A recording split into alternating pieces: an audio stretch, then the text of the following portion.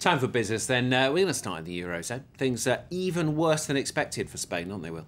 That's right. Of course, after their austerity budget, which was unveiled last week, another austerity budget, at the weekend, we heard that the deficit figures are even worse than expected after you factor in the money that they're giving to their banking system to try and prop that up. Borrowing figures are going to be even higher than forecast. And of course, the spectre of an EU bailout is still hanging over the country. Spain's gloomy economic outlook just got a little gloomier. Madrid has admitted it won't meet the public deficit commitments it made to the EU. While presenting the 2013 budget to Parliament on Saturday, the government revealed that Spain's 2012 public deficit will reach 7.4% of GDP. That's above the original target of 6.3% set by the European Union. Madrid says the budget deficit is inflated because it includes transfers the government made to help struggling banks. Despite the recalibrated figures, the government is putting on a tough face. This budget is austere, strict and committed to the reduction of public deficit, but it's also an opportunity. It opens the door for hope that Spain really is a country that can overcome the crisis. The budget revisions come as the government is facing a mounting backlash against its austerity measures. On Saturday, thousands of demonstrators took to the streets of Madrid for the third time in the past week.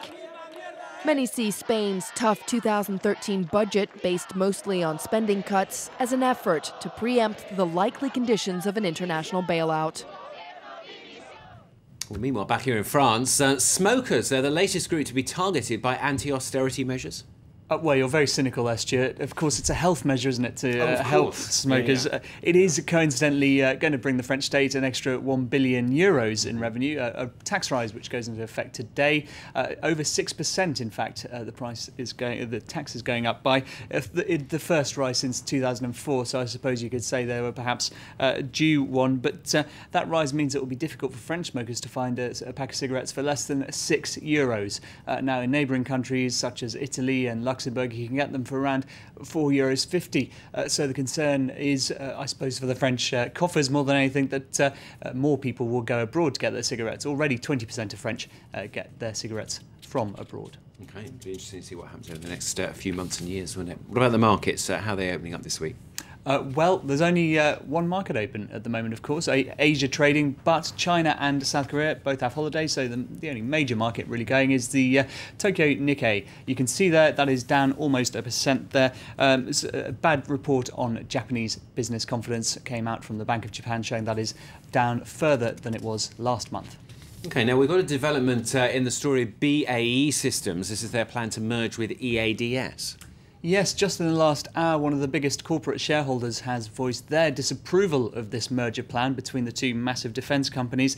Lagardère is one of the largest corporate shareholders in EADS, and they have said that to them it doesn't appear that the plan will create value for EADS. So they are rather coming out against that. It's quite a spanner in the works for this merger, which has already faced a lot of problems. Just today in the Financial Times, the two CEOs of the companies have come out to defend this deal, and it was thought really that it would be national governments that would really be causing problems, because of course the UK, France and Germany all have key stakes in this, and it's rather obviously a strategic industry. But in fact it seems it's perhaps the corporate shareholders who will be putting the stake into the merger. OK, now we're going to talk cars here on France 24. The Paris Motor Show, of course, underway. We've been telling you about it over the last few days. Two of Europe's biggest manufacturers there have launched key new models. Renault is going to be hoping its new Clio can make a dent in the market dominance of Volkswagen's Golf. Getting their motors running at the Paris Auto Show. Renault's Clio 4 and Volkswagen's Golf 7. Both have long enjoyed popularity in their national markets. The German car was first made in 1974 and has sold more than 29 million since, while more than 12 million of the French make have driven out of showrooms in the past 22 years. The Clio is manufactured in France and also in Turkey, while the Golf is mainly constructed in Germany. We produce it in Germany, the homeland of Volkswagen. We managed to establish good relations between everyone. It's a win-win situation for the employees and the company. If we produce a model in several countries, it's for efficiency, competitivity, and it's also a question of making it more readily available for our customers. In both models, an effort has been made to try and cut down on fuel consumption, with both cars using 3.2 litres of petrol per 100 kilometres.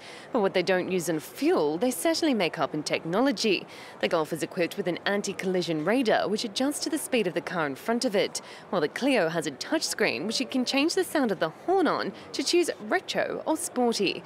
And that's not where the gadgets end. You can find people online that can help you find parking, and you can also get your emails. When you stop, you can read and write emails, but as soon as your car is moving, for security reasons, it reads them aloud to you. But these added extras don't come cheap. The Clio starts at €13,700, while a base Golf model will set you back €17,800. Both car makers are hoping these latest models will give sales a turbo boost.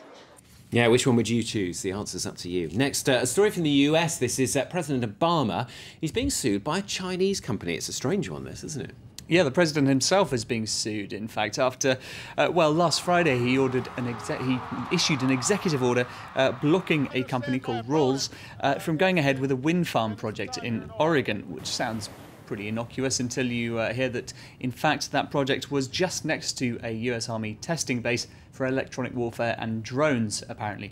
Now, it was blocked on national security grounds. The details weren't given, which is perhaps the real problem at the heart of this. But the company itself now plans to sue not just the state itself, the US, but President Obama. They say he violated constitutional protections on property and legal process.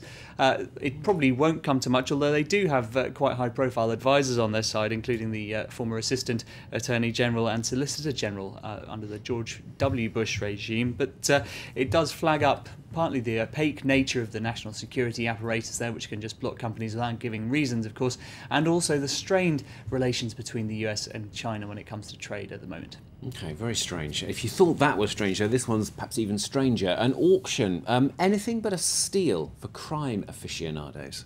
Yeah, Bonnie and Clyde, of course. You remember the... well, I don't know, you won't remember, Stuart. I'm not saying you're that old. Almost. But, of course, the famous criminals from the 1930s. Yeah. They, of course, were known for kidnapping, theft, murders, including killing 2 police officers. Well, their handguns, you can see here, they went for $500,000 at auction. The two of them together. Barrow and Parker were their surnames, Bonnie and Clyde. And, Bonnie's revolver, that was found taped to her inner thigh, apparently, when she was ambushed by police and shot in Louisiana in 1934. The officer involved in the ambush who led it was allowed to keep the weapons. That's how they've come up for auction eventually, all these years later. Dramatic stuff from Bonnie and Clyde. All right, Will, thank you very much. Will with the business. More news coming up very shortly. Do stay with us.